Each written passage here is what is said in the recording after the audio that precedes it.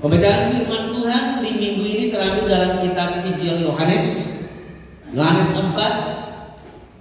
Injil Yohanes pasal 4 ayat 1 sampai dengan ayat 42. Yohanes 4 ayat 1 sampai 42 saya akan membacakannya bagi kita sekalian. Dan setelah pembacaan kita akan puji Tuhan. Itu jemaat 308 dan setelah itu hamba Tuhan Bapak Johnson akan melanjutkan pelayanan dalam pemberitaan firman Tuhan. Yohanes pasal 4 demikian firman Tuhan. Ketika Tuhan Yesus mengetahui bahwa orang-orang Farisi telah mendengar bahwa ia memperoleh dan membaptis murid lebih banyak daripada Yohanes, meskipun Yesus sendiri tidak membaptis melainkan murid-muridnya, ia pun meninggalkan Yudea dan kembali lagi ke Galilea. Ia harus melintasi daerah Samaria. Maka sampailah ia ke sebuah kota di Samaria yang bernama Sikar, dekat tanah yang diberikan Yakub dahulu kepada anaknya Yusuf. Di situ terdapat sumur Yakub. Yesus sangat letih oleh perjalanan, karena itu ia duduk di pinggir sumur itu. Hari kira-kira pukul 12. Maka datanglah seorang perempuan Samaria hendak menimba air. Kata Yesus kepadanya, "Berilah aku minum." Sebab murid-muridnya telah pergi ke kota membeli makanan. Maka kata perempuan Samaria itu kepadanya, "Masakan engkau seorang Yahudi meminta minum kepadaku seorang Samaria? Sebab orang Yahudi tidak bergaul dengan orang Samaria."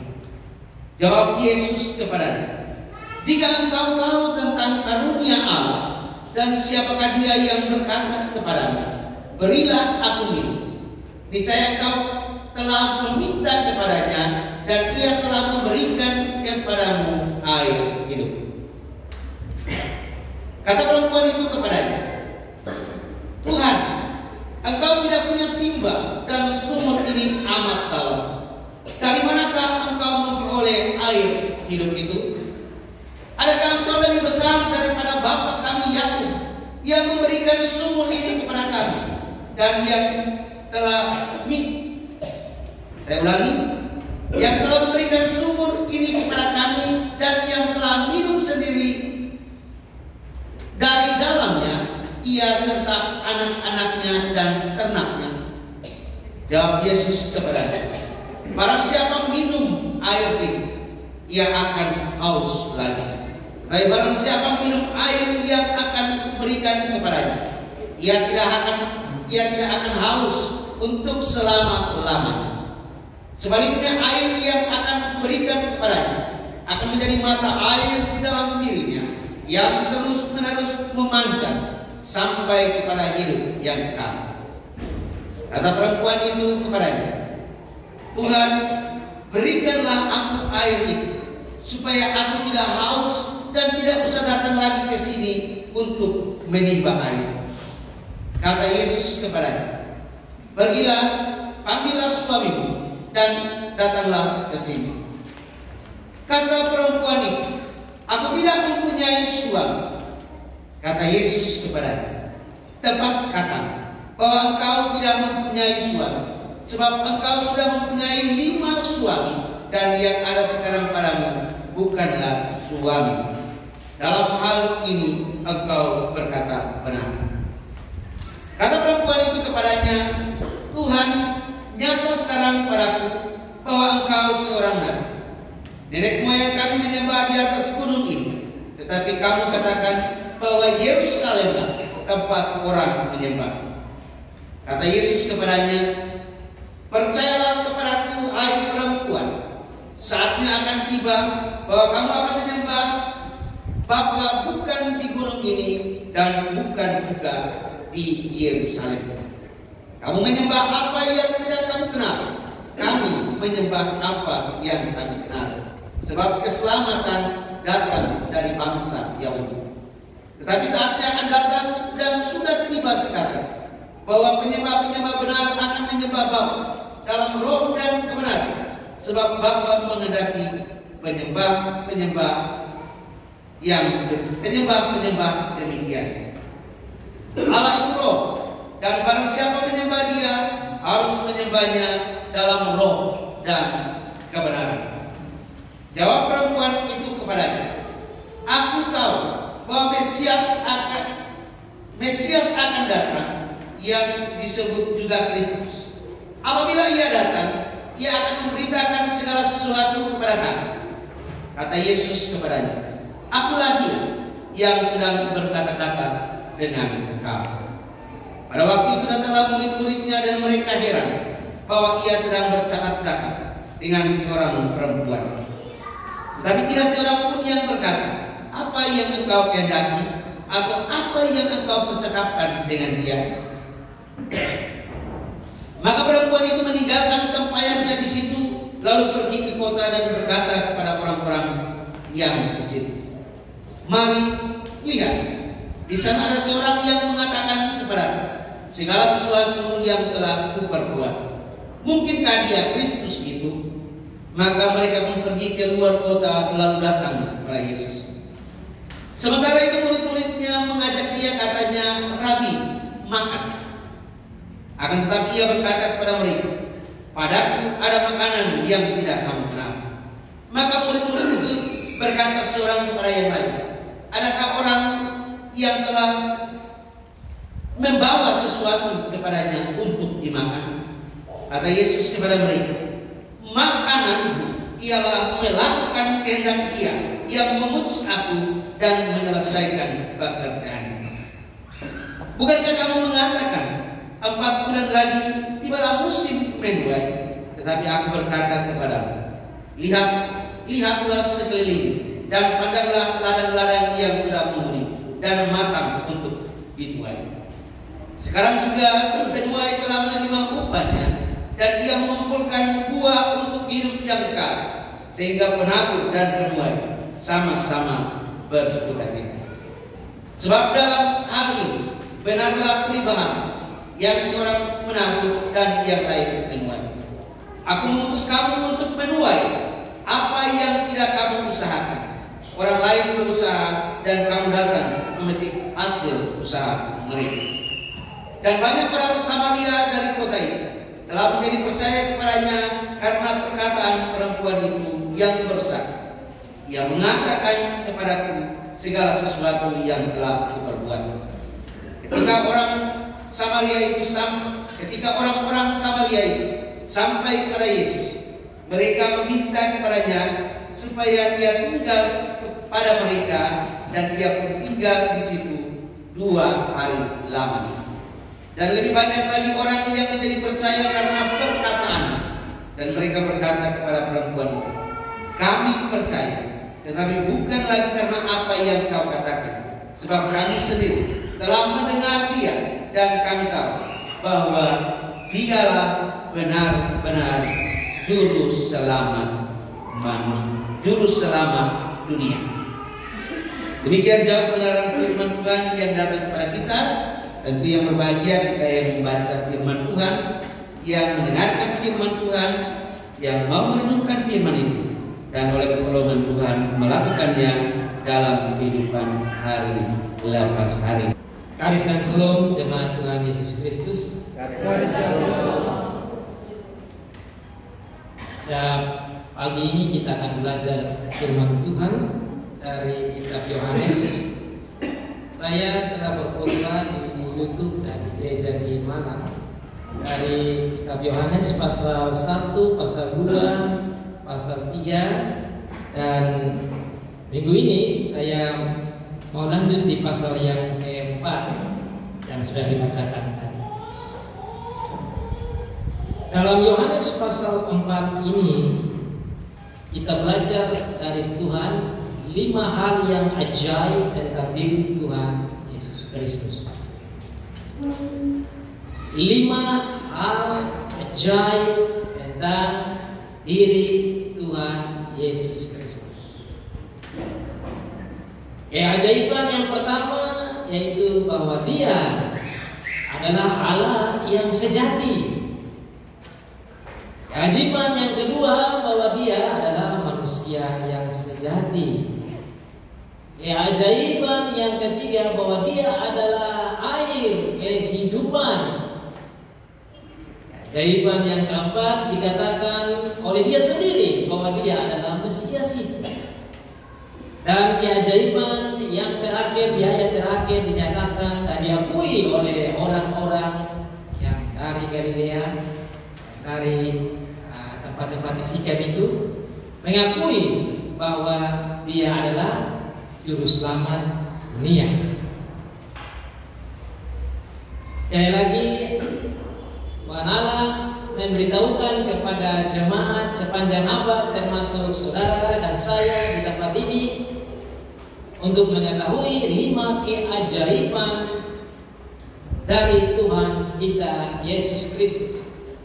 Dia adalah Allah yang sejati, Dia adalah manusia yang sejati, Dia adalah air kehidupan, Dia adalah Mesias yang dijanjikan, Dia adalah Juru Selamat dunia. Ini dinyatakan oleh Tuhan sendiri, dan Tuhan menggunakan Rasul Yohanes untuk menulis ini agar supaya jemaat sepanjang abad, generasi mengetahui itu, percaya itu, dan memegang itu, dan disampaikan kepada anak cucu kita. Mari kita lihat kelima hal penting ini di dalam firman Tuhan. Dikatakan di sana bahwa ketika Tuhan Yesus mengetahui bahwa orang-orang Farisi telah mendengar bahwa Ia memperoleh dan membaptis murid lebih banyak daripada Yohanes, dalam arti Yohanes membaptis, meskipun Yesus sendiri tidak membaptis, melainkan murid-muridnya, Ia pun meninggalkan Yudea dan kembali lagi ke Galilea. Di dalam pasal 3 ayat yang ke-22, untuk konteksnya disampaikan di sana ada satu cerita menarik. Tuhan sampaikan bahwa tatkala Tuhan Yesus mulai menjalankan pelayanannya dan sudah ada murid-muridnya, selain Dia mengajar, Dia juga menjalankan baptisan. Yang dikatakan bahwa Dia tidak membaptis murid-muridnya yang baptis, tapi secara umum boleh disimpulkan bahwa Dia yang membaptis karena golongan Dia atau Dia. Di dalam cerita ini dikatakan bahwa tatkala murid-murid Yohanes melihat bahwa Tuhan Yesus dan murid-muridnya membaptis lebih banyak orang dan banyak orang datang ke Tuhan Yesus, terjadi semacam kecemburuan, iri hati. Jadi iri hati, cemburu ini tidak saja terjadi di keluarga, di organisasi, di gereja, tapi zaman Tuhan Yesus sudah ada itu. Bahkan Tuhan Yesus punya murid-murid dicemburui, dan Tuhan Yesus dicemburui oleh murid-murid dari Yohanes, dan juga ada yang bertanya jawab. Mari kita lihat di konteks dalam pasal 3 dulu untuk kita masuk kenapa Dia mau keluar dari Yudea menuju ke tempat yang lain, supaya kecemburuan dan keiri hatian tidak menjadi-jadi. Mari kita baca di ayat 22 selanjutnya, pasal 3. Sesudah itu Yesus pergi dengan murid-muridnya ke tanah Yudea. Ini dari Yerusalem dia ke Yudea. Dan Ia diam di sana bersama-sama mereka dan membaptis. Ayat 23. Akan tetapi Yohanes pun membaptis juga di Ainon dekat Salim, sebab di situ banyak air dan orang-orang datang ke situ untuk dibaptis. Sebab pada waktu itu Yohanes belum dimasukkan ke dalam penjara. Maka timbullah perselisihan di antara murid-murid Yohanes dengan seorang Yahudi tentang penyucian. Lalu mereka datang kepada Yohanes dan berkata, berkata kepadanya, Rabi, orang yang bersama dengan engkau di seberang sungai Yordan, yang tentang dia engkau telah memberi kesaksian, ini maksudnya Tuhan Yesus ya, dia membaptis juga, dan semua orang pergi kepadanya. Jawab Yohanes, tidak ada seorang pun yang dapat mengambil sesuatu bagi dirinya kalau tidak dikaruniakan kepadanya dari surga. Aku sendiri dapat memberi kesaksian bahwa aku telah berkata, aku bukan Mesias, tetapi aku diutus untuk mendahuluinya. Yang mempelai perempuan ialah mempelai laki-laki, tetapi sahabat mempelai laki-laki yang berdiri dekat dia dan yang mendengarkannya sangat bersukacita mendengar suara mempelai laki-laki itu. Itulah sukacitaku, dan sekarang sukacitaku itu penuh. Ya harus makin besar, tetapi aku harus makin kecil. Ini konteksnya. Tatkala murid-murid merasa seperti kurang enak, kenapa kok orang-orang tidak datang banyak di kita? Kenapa kok orang-orang lebih banyak ke grupnya Tuhan Yesus di sana?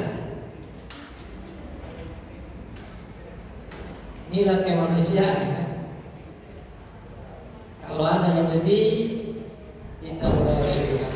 Kalau ada yang lebih, kita mulai cemburu.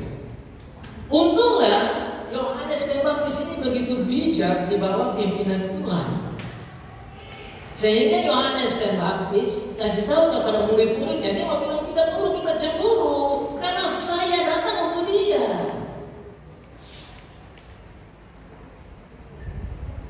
Yohanes rendah hati. Yohanes tidak perlu bersaing dengan Tuhan Yesus, karena dia tahu bahwa dia datang ini untuk siapkan jalan bagi Mesias. Dan Yohanes tahu bahwa dia dengan Tuhan Yesus harus berpegang tangan untuk melayani Tuhan. Bukan mencari namanya, bukan mencari banyak orangnya, bukan mencari pujiannya. Ini konteksnya. Dan luar biasa Yohanes bilang apa? Dia harus besar, saya semakin kecil.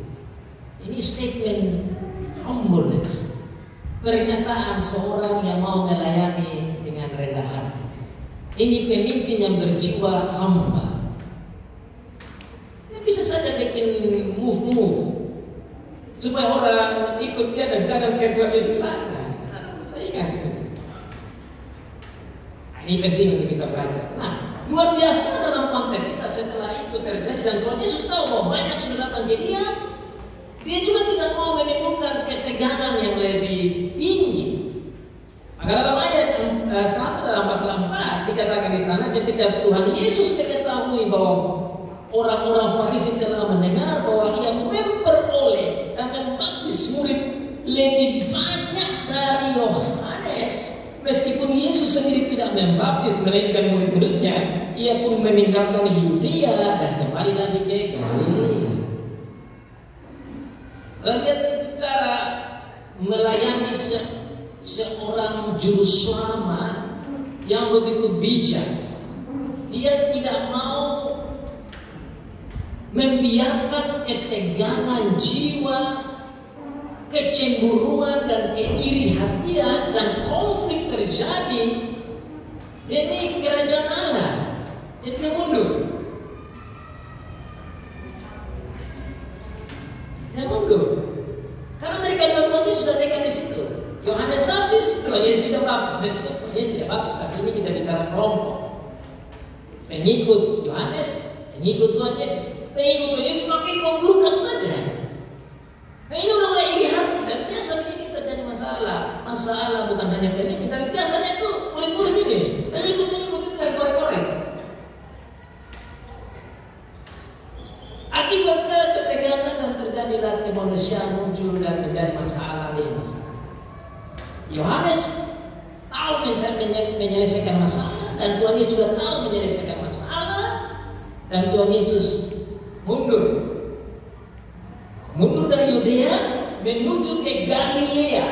Saya teliti di Galilea karena kita ini kadang-kadang baca firman, kita kan bukan orang tinggal di Israel, sehingga tidak bisa bayangkan kira-kira mana itu Galilea, Yudea, Samaria.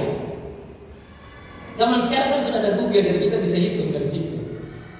Saya membuka dan coba menghitung. Diberitahukan bahwa jarak Yudea ke Galilea itu ada 180 kilo. Terus saya coba-coba hitung jarak Kupang ke mana ya. Ternyata saya hitung kalau Kupang menuju ke 180 itu hampir mendekati Kefa. Terus saya pikir-pikir, Tuhan Yesus ini jalan kaki atau naik kuda atau apa ini? Kan tidak ada mobil, tidak ada mobil, tidak ada motor, tidak ada sepeda. Kan kita harus bayangkan begitu. Kalau jalan dari sini ke Tarus ya, pikir-pikir masih bisa juga ya. Ayo kita coba jalan ke Osao, terus jalan lagi sampai ke Camplong, terus lagi sampai ke Takari. Pikir-pikir. 180 kilo hampir dekat Eva itu. Zaman ya kalau pakai kuda atau kayak saya waktu itu pasti juga berhenti kalau kuda jalan terus pasti kuda juga ya berat juga. Dan ternyata saya temukan bahwa jalan menuju dari Yudea ke Galilea itu ini Israel ini dia pecah bagi dua setelah masa Salomo. Oleh karena kesalahan Salomo, Tuhan mengizinkan kerajaan itu pecah, satu di selatan, satu di utara. Selatan itu Yerusalem, ibu kotanya, dan di utara itu Samaria, ibu kotanya. Tetapi di antara kedua, anggaplah negara ini yang sudah pecah ini, satu itu pegang dia punya kemurnian, keyahudian. Sementara yang Samaria itu mereka berkawin campur dengan bangsa-bangsa yang lain. Akibat kawin campur ini, mereka yang Samaria ini dianggap bukan Yahudi tulen. Sehingga orang-orang Yahudi ini tidak mau bergaul dengan Samaria. Kalau saudara baca berita cerita banyak yang kita tentang Yahudi dengan Samaria, saudara bisa paham dengan apa yang saya sampaikan sekarang. Mereka tidak bisa bergaul baik sama dengan cerita di Tuhan Yesus dengan perempuan ini, karena orang-orang ini tidak Yahudi tulen lagi. Mereka sudah bercampur dengan orang-orang non-Yahudi, orang-orang non-percaya, bahkan bangsa-bangsa yang lain, sehingga dianggap ini bukan yang murni. Bahkan mereka punya pengajaran itu hanya mengakui 5 kitab Musa saja.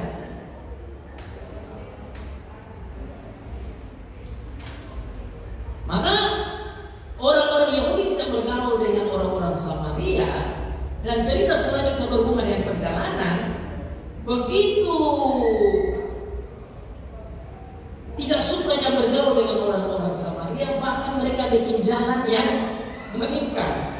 Bayangkan mereka tidak mau ketemu orang Samaria itu, mereka jalan meningkat. Dan saya mau kasih contoh, saya kita memahami di konteks kita. Anggaplah Kupang Kefa. Samaria itu saya hitung sekitar 70 kilo kan, kira-kira begitu. 70 kilo, ya taruhlah mungkin Camplong Takari lah di sana. Jadi kalau kita mau ke Kefa, bisa jalan lurus dengan jalan yang ada ini, tetapi bisa pakai jalan melingkar. Nah itu lebih jauh lagi. Yang tadi 180 itu melingkar, yang jalan langsung sekitar 140 kilo. Nah kenapa mereka mau jalan lingkar? Karena mereka tidak mau ke Samaria itu. Mereka tidak mau ketemu orang-orang itu, kan dianggap najis. Luar biasa saudara-saudara, Tuhan Yesus tidak ambil jalan lingkar, tapi Tuhan Yesus ambil jalan yang lurus. Kita lihat di konteks sekarang ya, biar kita paham. Ayat yang ke-4. Ia harus melintasi daerah Samaria. Ini berarti jalan lurus, bukan yang lingkar. Maka sampailah ia ke sebuah kota di Samaria yang bernama Sikar, dekat tanah yang diberikan Yakub dahulu kepada kepada anaknya Yusuf. Di situ terdapat sumur Yakub. Yesus sangat letih oleh perjalanan, karena itu ia duduk di pinggir sumur. Hari kira-kira pukul 12.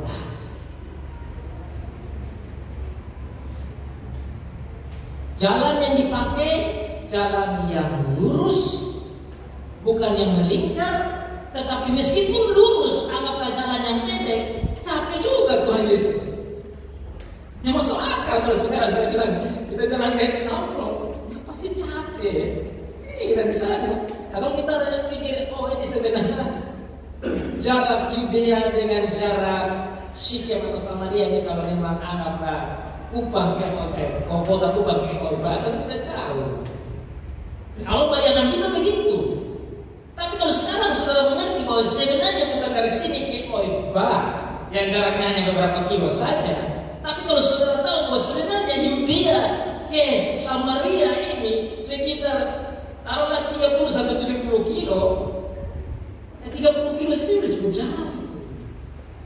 Maka masuk akal dikatakan di sini bahwa Tuhan Yesus merasa letih. Letih itu sama dengan capek. Di sini kita lihat Tuhan Yesus sebagai manusia sejati seperti saudara saya juga, bahwa dia benar-benar memang dia Allah yang sejati, tapi dia juga manusia yang lain seperti saudara saya yang jalan capek, yang dipukul sakit, yang kita omongin juga merasa sakit hati, sama seperti saudara saya. Karena dia merasa letih secara manusia yang sejati, maka dia beristirahat di dekat sumur yang namanya sumur Yakub itu. Di situ terdapat sumur Yakub. Yesus sangat letih oleh perjalanan, karena itu ia duduk di pinggir sumur itu. Hari kira-kira pukul 12. Ya kalau jalan pukul 12 kan matahari tajam. Ya, harus istirahat. Ini kita ngomong secara real begitu memang. Tapi secara kealahan, sebagai Allah yang sejati, Tuhan Yesus tahu bahwa dia harus menuju Samaria agar supaya dia pun bisa menyelamatkan orang-orang Samaria yang membutuhkan berita keselamatan itu. Sini saudara lihat betapa dalamnya cinta kasih Tuhan kita Yesus. Sini saudara lihat dalamnya kasih Allah. Jadi Allah itu tidak sayang orang Yahudi saja yang ada di Yerusalem dan di Yudea, yang berpikir bahwa mereka saja yang turun, tetapi Tuhan Allah juga memperhatikan mereka yang ada di Samaria, yang tidak diperhatikan oleh orang-orang Yahudi tulen itu, yang juga membutuhkan keselamatan. Inilah kasih Allah, inilah kasih Tuhan Yesus. Yesus sebagai Allah yang sejati, sekaligus manusia yang sejati, memperhatikan mereka yang ada di Samaria.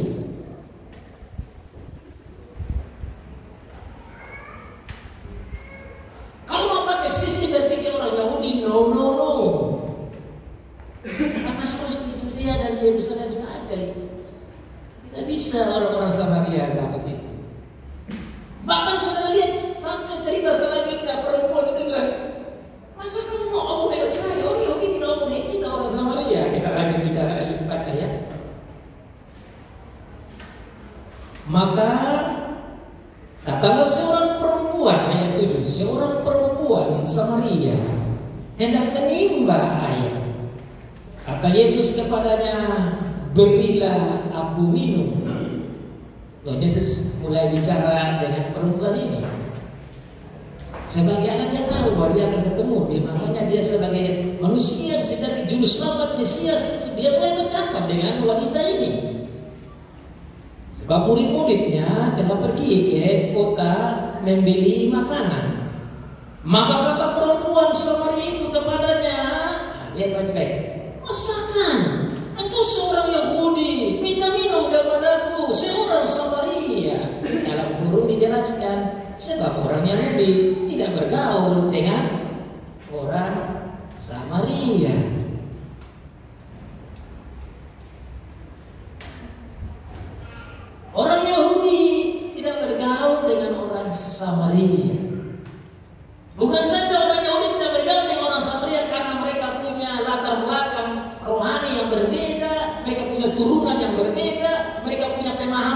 tarbiyah yang berbeda, mereka punya tempat ibadah baik Allah juga berbeda.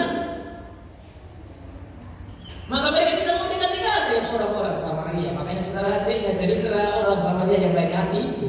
Ini semua gunakan itu supaya kalian jangan buat orang Samaria. Mereka perlu juga diperhatikan. Maka sekarang Tuhan Yesus tidak ngomong saja, tidak ngajar saja, beri perumpamaan, tapi dia datang, dia tunjuk langsung. Kamu harus begini. Pergi juga ini orang Samaria butuh keselamatan.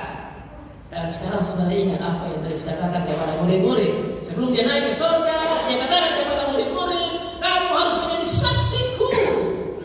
Mulai dari Yerusalem, Yudea, dan Samaria, bahkan ke seluruh ujung bumi. Itu perintah Tuhan Yesus untuk Injil disampaikan. Dia menyampaikan Injil di Yerusalem, dia menyampaikan Injil di Yudea, tapi sekarang dia sendiri membawa Injil ke Samaria.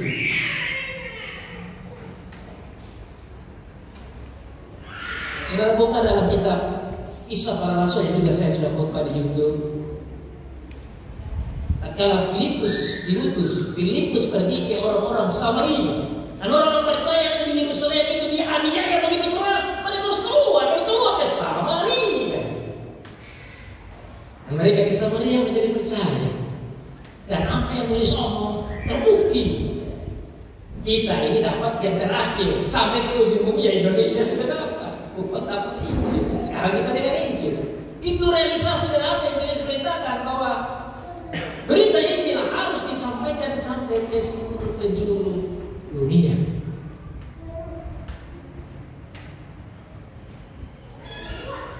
Dia sampai ke tempat ini, dia rasa letih, dia capek karena memang jarak begitu jauh, tetapi dia tidak pergi ke tempat lain, dia pergi ke sumur yang itu menarik perhatian. Dan saudara kalau ingin belajar bisa lihat di Google. Latar belakang Syichem, sumur Yahud, ada yang punya latar belakang rohani yang luar biasa. Sejak Abraham. Lalu bukan dalam Kejadian pasal yang ke-12 ayat yang ke-6, sebelum bangsa Israel memperoleh atau masuk di tanah Kanaan, Tuhan sudah menunjukkan dirinya ke Abraham di tempat ini yang sekarang Tuhan datang bawa Injil ini. Kejadian pasal 12, setelah Abraham mendapat perjanjian dari Tuhan, Tuhan tunjukkan dirinya di tempat ini sudah, yang sama yang kita sekarang pelajari ini.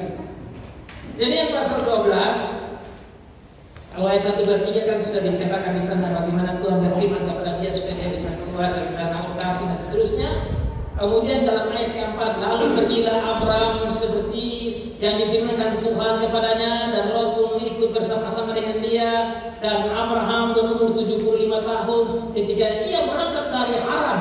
Abraham membawa Sarai istrinya dan Lot anak saudaranya dan segala harta benda yang didapat mereka dan orang-orang yang diperoleh mereka di Haran. Mereka berangkat ke tanah Kanaan. Ini yang dimana tanah perjanjian ini. Lalu sampai di situ, nah ayat 6. Abraham berjalan melalui negeri itu sampai di suatu tempat dekat Syichem. Syichem inilah yang sekarang Tuhan Yesus ada duduk, ada bicara dengan perempuan ini. Ini Syichem yang sama. Ya ini yang di pohon terbanting di More, waktu itu orang Kanaan diam di situ. Ketika itu Tuhan menampakkan dirinya kepada Abraham dan berfirman, aku akan memberikan negeri ini kepada keturunanmu. Maka didirikan di situ mesbah bagi Tuhan yang telah menampakkan diri kepadanya. Tuhan berjanji bahwa mereka bangsa Tuhan yaitu anak Abraham, keturunan Abraham akan menerima tanda perjanjian di tempat ini di Syichem-nya. Ini yang dikatakan di sini.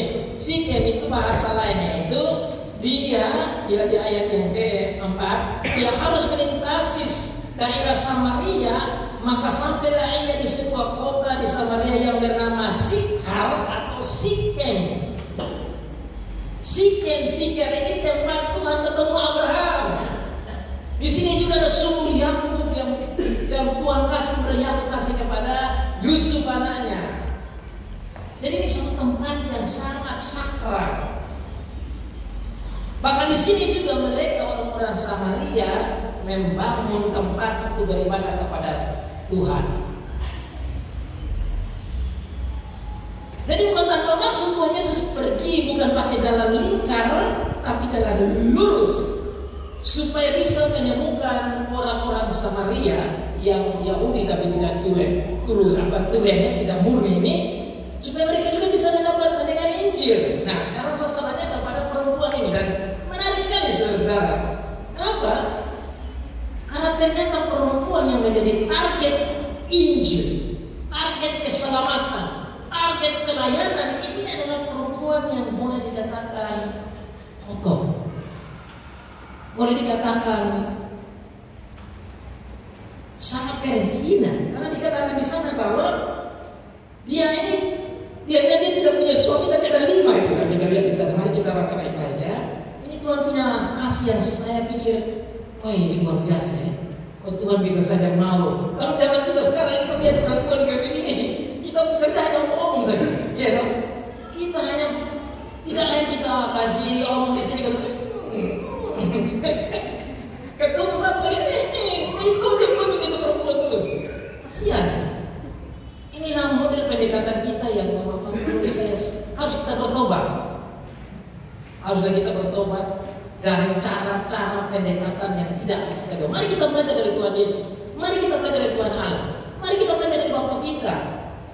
Yang menurut saya cintanya luar biasa. Makanya dia bilang aku datang untuk orang berdosa, bukan orang yang sudah suci. Makanya dia bilang aku datang untuk mencari orang yang sakit. Betul. Ini perempuan sakit ini secara spiritual. Mari kita belajar. Ya, muda-muda di sini. Ayo, jangan ikut budaya-budaya tukang orang punya nama bos-bos. Tidak boleh begitu. Mari kita lihat ini Tuhan Yesus. Jangan kayak orang-orang yang pantesan dia tengok ke sini dia mau lihat itu. Nanti aja dia omong di sana. Ini kan model-model seperti kerohanian tetapi merusak orang. Ayo kita lihat sama-sama firman Tuhan di sini. Dikatakan di sana lagi. Masakan engkau seorang Yahudi minta minum daripada seorang Samaria? Sebab orang Yahudi tidak bergaul dengan orang Samaria. Dijelaskan. Jawab Yesus kepadanya. Mari kita lihat caranya, dalamnya cinta kasih Allah yang sejati dan manusia sejati dalam Tuhan Yesus. Jikalau engkau tahu tentang karunia Allah dan siapakah dia yang berkata kepadamu, berilah aku minum, niscaya engkau telah meminta kepadanya dan ia telah memberikan kepadamu air hidup.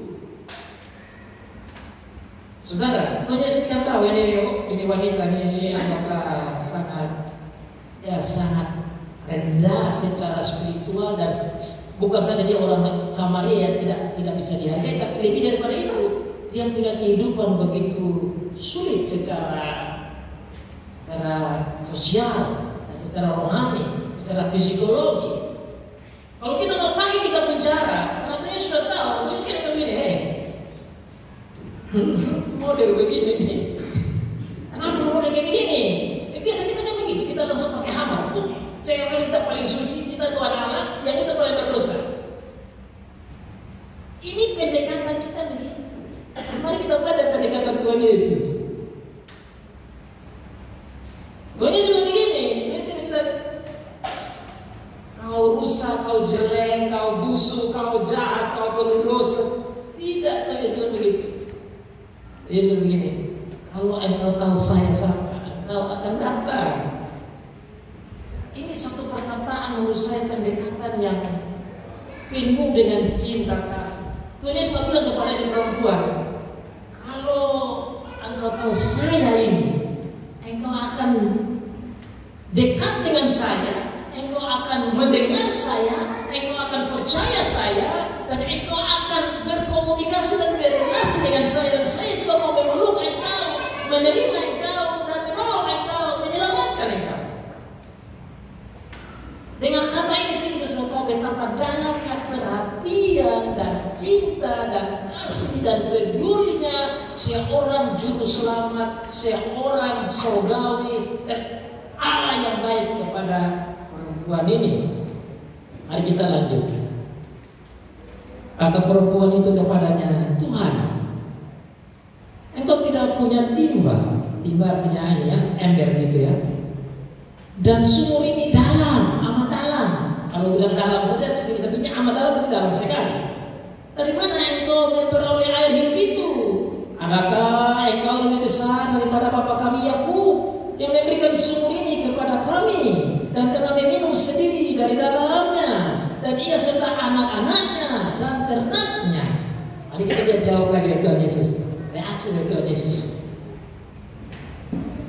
Jawab Yesus kepadanya ayat 13. Barang siapa minum air ini, ia tidak akan haus lagi. Tetapi barang siapa minum, barang siapa minum air ini, ia akan haus lagi. Tetapi barang siapa minum air yang akan kuberikan kepadanya, ia tidak akan haus untuk selama-lamanya. Sebaliknya, air yang akan kuberikan kepadanya akan menjadi air mata, akan menjadi mata air dalam dirinya dan terus menerus memancar sampai hidup yang kekal. Cukup di situ dulu. Tuhan Yesus tahu latar belakang wanita ini. Tuhan Yesus tahu betapa banyak dosa-dosanya. Tapi dia tidak start dengan hakimi perempuan ini, dia tidak start dengan menghancurkan wanita ini, dia tidak bikin malu perempuan ini, dia tidak hamil orang ini, tidak hakimi orang ini, tidak menyusahkan dan menghina orang ini. Tetapi dia bilang, saya punya jalan keluar bagimu. Engkau datang untuk minum air ini, tapi air yang saya bawa, air hidup yang kekal.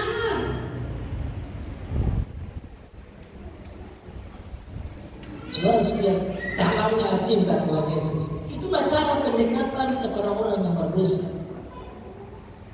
Bukan pendekatannya seperti saya paling suci, tahu yang jahat, harus dengan ini. Tapi dia buka mata wanita ini. Kalau engkau tahu saya punya air hidup yang lebih dari ini air kau hidup kau haus lagi. Tapi kalau air yang saya bawa ini, engkau tidak haus lagi. Ini sudah bicara tentang hal spiritual, dan wanita ini belum paham. Dia masih berpikir tentang air minum biasa. Jadi dia pikir, kasih saya nanti aja. Kasih saya dulu, karena saya tidak mau datang ke sumur ini kan capek. Apalagi dia seorang wanita yang begini, dia harus datang cepat-cepat sebelum yang lain datang. Karena dia lain datang kan akan hakimi dia. Makanya saudara dia datang sendiri.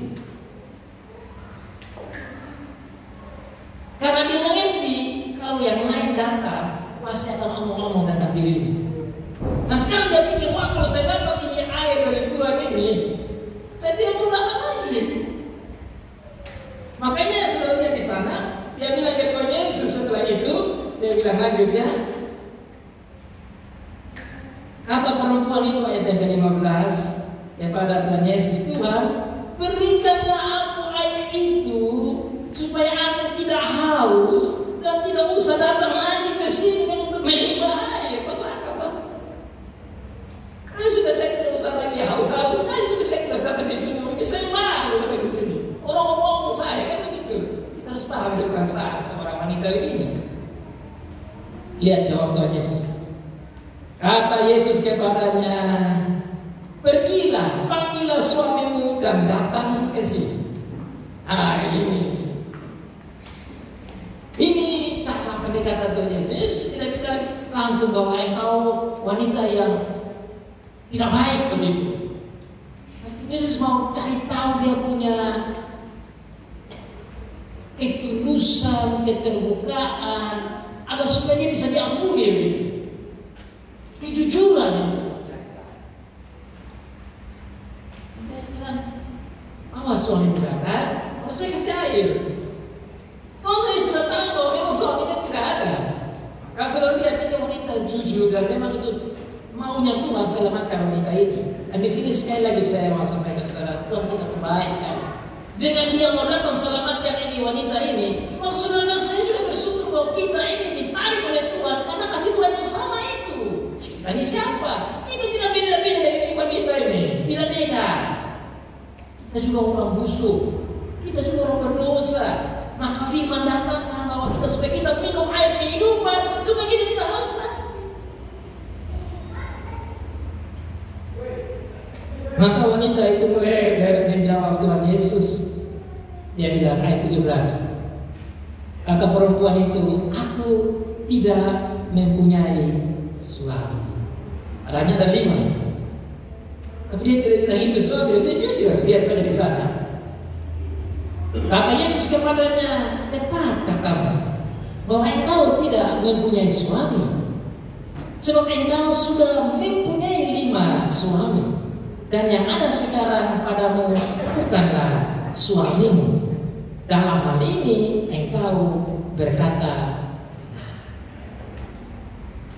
Tuhan Yesus meneliti hati perempuan ini dengan baik.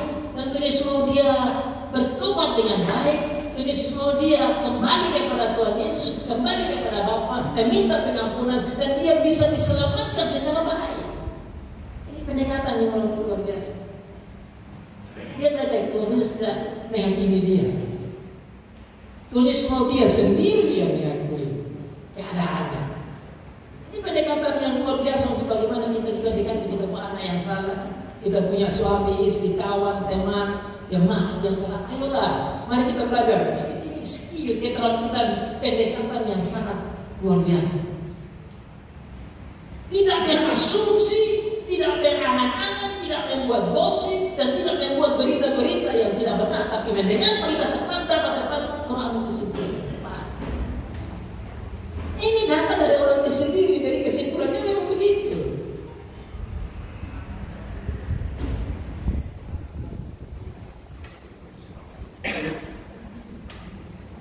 Kata perempuan itu ayat 19 kepada Tuhan Yesus, Tuhan, nyata sekarang padaku bahwa engkau seorang nabi. Nenek moyang kami menyembah di atas gunung ini, yang tadi saya sudah jelaskan ya. Tetapi kamu katakan bahwa Yerusalemlah tempat orang menyembah.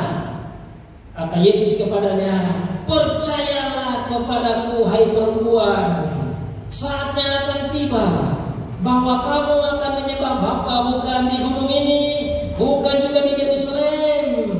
Kamu menyembah apa yang tidak kamu kenal, kami menyembah apa yang kami kenal, sebab keselamatan datang dari bangsa Yahudi.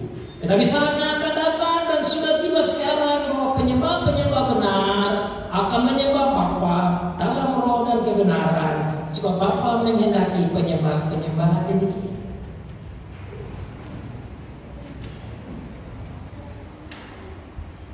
Perempuan ini mulai terbuka matanya akibat pendekatan Tuhan Yesus yang luar biasa.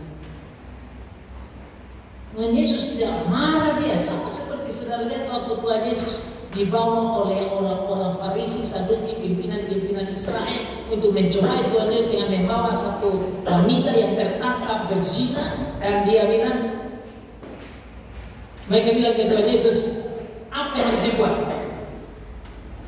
Dan mereka mengarahkan supaya Tuhan Yesus harus bilang lempar. Karena memang begitu hukumnya kalau tertangkap berzina. Seperti kalau kita di sini, di pasar orang itu ditembok sana, kemudian nanti majelis dan pendeta lempar dahulu. Setelah itu baru jemaat lempar ke sana. Itu hukumannya begitu. Tapi dalam cerita saudara ingat baik-baik. Kalau mereka datang, kemudian coret-coret di bawah lantai itu ada kayak tanah. Angkat mereka, dia bilang, sebelumnya kasih tahu, yang tidak berdosa, kamu di sini yang tidak berdosa lempar dahulu. Saudara-saudara ini orang-orang kan sudah punya batu, sudah siap di tangan batu besar, karena kalau batu besar tidak mungkin kasih dia rencana kasih mati. Ada bang hukumnya begitu, tangan sudah pegang batu, mungkin pasal. Terus dia juga begini, siapa yang tidak berdosa lempar dahulu. Terus dia tulis di tangan. Apa yang terjadi? Orang yang dia periksa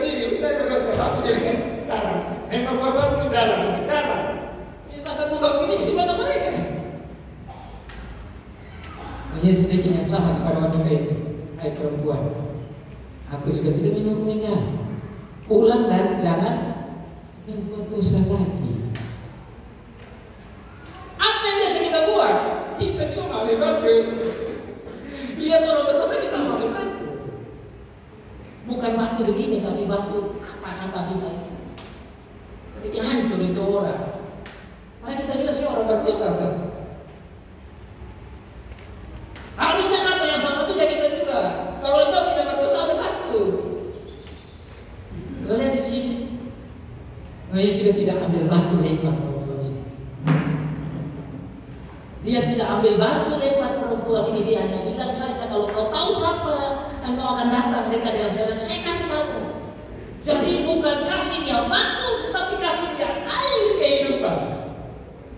Ini pendekatan Alkitab yang kita belajar. Sekali lagi, bukan kasih batu, bukan lempar wanita itu, tetapi dia kasih air kehidupan. Ini pendekatan yang luar biasa sekali, saudara.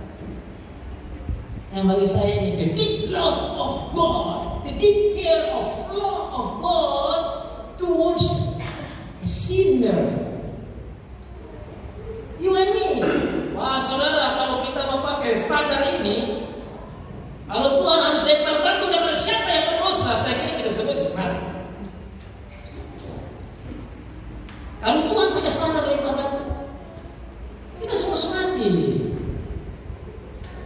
Ini kita, Tuhan tidak lempar, kita melempar batu. Sampai di sini yang tidak mau bertahan di hadapan Tuhan. Tidak satu pun di dunia ini. Dan kalau pakai standar lempar batu pasti dilempar. Tapi karena Tuhan tidak mau lempar, kita masih ada. Nanti katanya Tuhan begitu. Pergi jangan berbuat dosa lagi. Makanya tadi doa yang kita doa itu, Bapa kami ampunilah kami dan jangan bawa kami ke dalam pencobaan. Kita semua masih berkumpul dengan dosa dan cobaan ini. Tapi syukur ada Tuhan kita yang luar biasa, yang pendekatannya sangat luar biasa seperti wanita ini.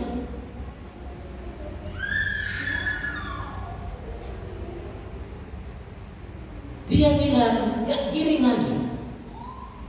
Kamu akan menyembah Allah yang kamu kenal. Yang sekarang saya mau sampaikan. Allah yang kamu sembah ini bukan seperti yang kamu buat. Allah yang kamu tidak kenal, kamu pergi ke bait adat sembah-sembah, kamu tidak tahu siapa. Tetapi sekarang Allah yang saya mau sampaikan ini adalah Allah yang benar, yang sekarang saya dapat, supaya engkau tahu saya ini siapa, yang mau memberitakan tentang kerajaan Allah, yang nanti engkau menyembah Dia dalam roh dan dalam kebenaran. Apa itu menyembah Dia dalam roh dan kebenaran? Jika kamu tidak akan menyembah di tempat Sikem, di tempat kudus ini, juga tidak di Yerusalem bait itu. Dan betul sampai sekarang bait itu juga tidak ke sana lagi. Orang Yahudi juga tidak seperti di sana juga masih, tapi bait itu sudah hancur. Maka penyembahan Tuhan Allah di mana-mana sekarang tidak lagi menuju ke Yerusalem, tetapi kita menyembah Tuhan itu di dalam roh dan kebenaran seperti yang Tuhan Yesus katakan. Apa itu? Yaitu roh ada di dalam kita, yang dikatakan oleh Alkitab, kita adalah bait roh Allah. We are the temple of the Holy Spirit. Roh Allah menolong hati, pikiran, perasaan, logika, akal budi kita untuk mengenal Tuhan lewat firman. Sehingga dengan roh dan firman, itulah cara kita menyembah. Kata kebenaran itu adalah firman. Maka Tuhan Yesus bilang kepada ini perempuan, maka akan terjadi penyembahan yang benar, yaitu dalam roh dan kebenaran. Roh diberikan kepada umat Tuhan dan firman diberikan kepada umat Tuhan. Sehingga umat Tuhan itu menyembah di dalam roh dan kebenaran. Sehingga sudah, kalau kita mau menyembah Tuhan bukan masalah hidupnya. Masalah hidupnya, kita tidak perlu berdebat tentang hidup, saudara. Saudara ikut berita sekarang, lihat di Hawaii sana. Aduh, bukan sedikit yang habis. Itu perkara yang asal-asal dunia apa itu? Mari kita bicara tentang hal yang spiritual. Kita menyembah Tuhan ini hanya alat saja. Yang paling utama adalah firman ini. Mengerti firman dan biar Roh Kudus menuntut kita untuk menyembah Tuhan dengan ketaatan pada firman. Oleh karena kenatan pada firman itulah, Tuhan Yesus telah datang, murid bilang, ini sudah makan sudah. Dia bilang, oh tidak, saya sudah makan. Saya punya tugas yaitu menjalankan firman, menyampaikan firman. Maka setelah dia ketemu dengan perempuan, dia sampaikan firman. Karena itu yang dibutuhkan Tuhan kita.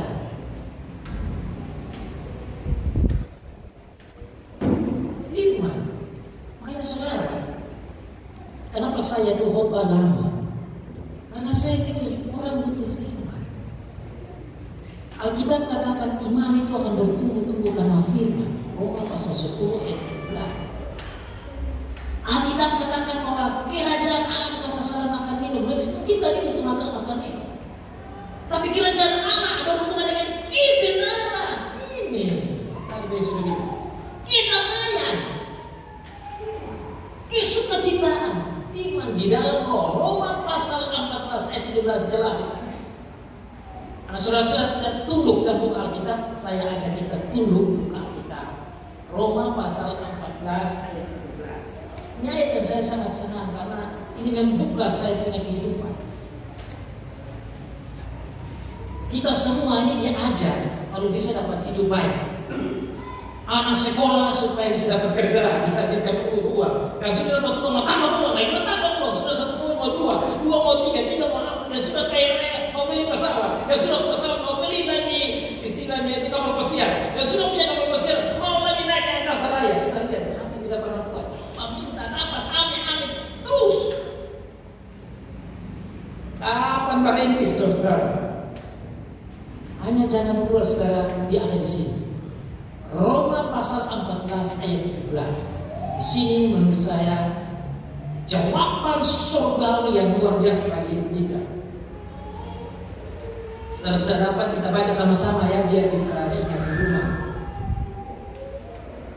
Roma 14 ayat 17 1, 2, 3. Sebab kerajaan Allah bukanlah soal makanan dan minuman, tetapi soal kebenaran, damai sejahtera, dan sukacita oleh Roh. Kebenaran dan firman ini, penerapan hidup berdasarkan firman yaitu kebenaran. Dan kalau kita dengan kebenaran, orang mau gosip, orang mau kasih isu, kebenaran kita terbakar. Yang terbakar itu orang sendiri. Mari kita pegang firman dengan kebenaran, jalankan itu. Dan kebenaran selalu melahirkan kedamaian.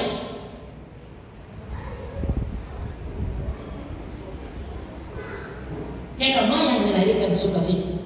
Itu dia punya ajaran. Alurnya begitu. Jadi kalau kita mau dapat sukacita, apa ada damai tidak? Kalau punya damai, ada kedamaian tidak? Kebenaran tidak? Kebenaran akan bawa damai, damai akan bawa sukacita. Sebaliknya kalau saudara balik, kebenaran itu lawannya kejahatan. Yang menciptakan kejahatan dan membuat kejahatan, dia punya anak dari kejahatan itu ya konflik, permusuhan, kacau balau. Itu hanya itu. Dan orang yang bikin konflik, kacau balau, adu domba, penyerangan, dia punya kerja sendiri. Padahal kita menyembah Tuhan dalam kebenaran dan Roh Kudus kan. Kalau ini ada di rumah itu bagi saya itulah little heaven. That is little heaven. Itulah surga kecil. Kalau saudara mau nikmati surga sebelum di surga yang megah, mau surga di rumah tangga keluarga kita, tanya, adakah damai di rumahku? Adakah kebenaran di hatiku, di rumahku, di keluargaku? Karena kebenaran membawa damai, damai membawa sukacita. Itulah surga kecil. Saya bilang surga kecil karena dosa masih ada. Tetapi kalau sudah di surga sana, penuh dengan damai, penuh dengan sukacita, penuh dengan kebenaran. Maka sebelum sampai ke yang sempurna itu, mari kita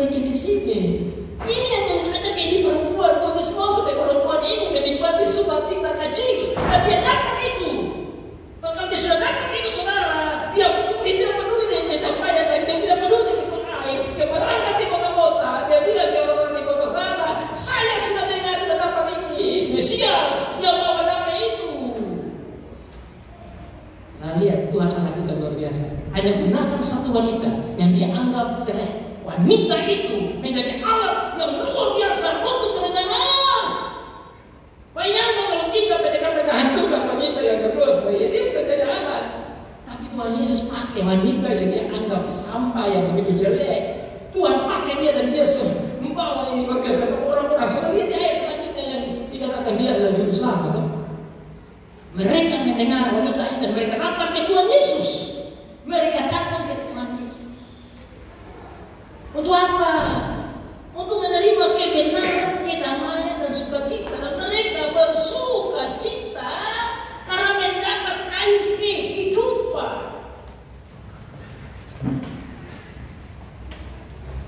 Mereka tahu dan aku dia adalah Mesias itu.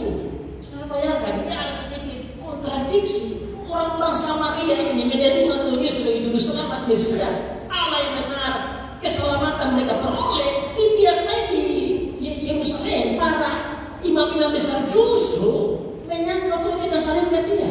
Kontradiksi sih. Betul kan? Kan cerita salahnya itu yang ditangkap oleh orang-orang ini. Orang-orang ini dapat selamat.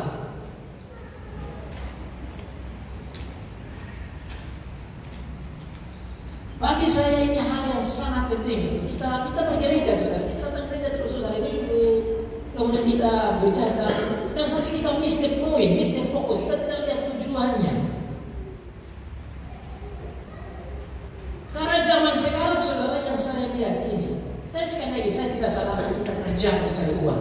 Yang kita butuh uang juga, karena kita harus belajar kita punya diri untuk makan ini. Tetapi jangan sampai itu menjadi ultimate purpose. Jangan itu menjadi tujuan utama sehingga kita melihat itu yang paling utama dan kita menjadi miss the point. Anggaplah berkat yang kita lihat sebagai Tuhan kita, Tuhan yang memberikan berkat kita tidak lihat. Hanya saudara-saudara, kita didik anak-anak kita di rumah, sekolah, di mana saja, tidak salah untuk kita anak belajar. Tapi jangan sampai mereka belajar hanya menuju mencari duit saja. Yang menurut saya itu secondary. Itu secondary. Saudara-saudara, Tuhan Yesus ini kalau ajar tentang bisnis bisa saja. Bisa saja, tapi ahli itu. Tapi dia tidak datang bicara banyak tentang itu. Dia bicara banyak tentang bagaimana kita bisa terlepas dari cengkeraman iblis dan dapat sukacita yang sebenarnya. Makanya saudara, kita datang menyembah Tuhan begini. Harusnya kita dapat firman pengajaran begini. Harus kita pulang ke rumah dan kita renungkan. What's the point? Untuk hidup kita ini apa? Untuk sukacita kita di mana? Kedamaiannya di mana? Tujuan Tuhan Yesus bertemu dengan ini wanita tidak lain karena dia lagi dalam keadaan yang berat. Secara spiritual berat, secara psikologikal jiwa berat. Dia butuh sekali ini. Dan karena dia sangat butuh itu, Tuhan tahu dan Tuhan datang dan mencari orang ini. Tapi satu kali tembak kepada wanita ini, juga banyak orang yang dapat diselamatkan. Nah, saudara, bukankah saudara saya juga dipanggil begitu? Kita sudah dengar firman begini. Tidak boleh kita hanya dia. Perempuan ini dia pergi ke mana-mana sampaikan berita luar biasa. Dan karena dia begitu banyak orang diselamatkan.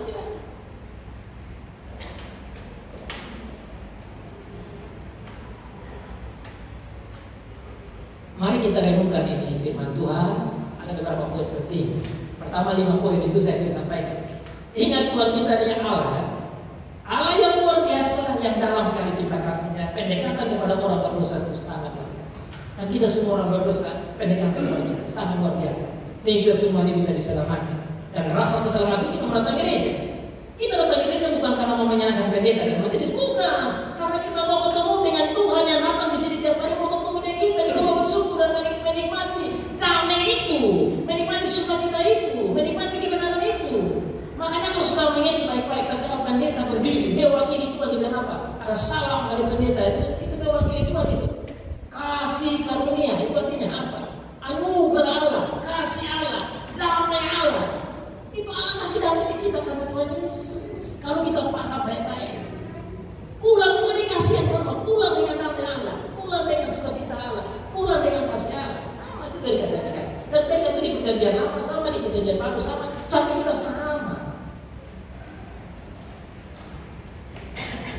Mau saudara, ini bukan saja untuk perempuan yang tadi berdosa ini, bukan untuk dia saja, tapi sekaligus bagi orang-orang Yahudi, sekaligus bagi saudara dan saya saat ini mendengar firman. Betapa kita punya Allah yang begitu mengasihi kita. Dia adil, dia marah dengan dosa, dia tidak suka dengan dosa, tapi dia mau orang berdosa yang diselamatkan dengan pendekatan Alkitabiah, pendekatan surgawi, pendekatan cinta kasih, supaya orang itu mengaku kesalahannya dan diselamatkan.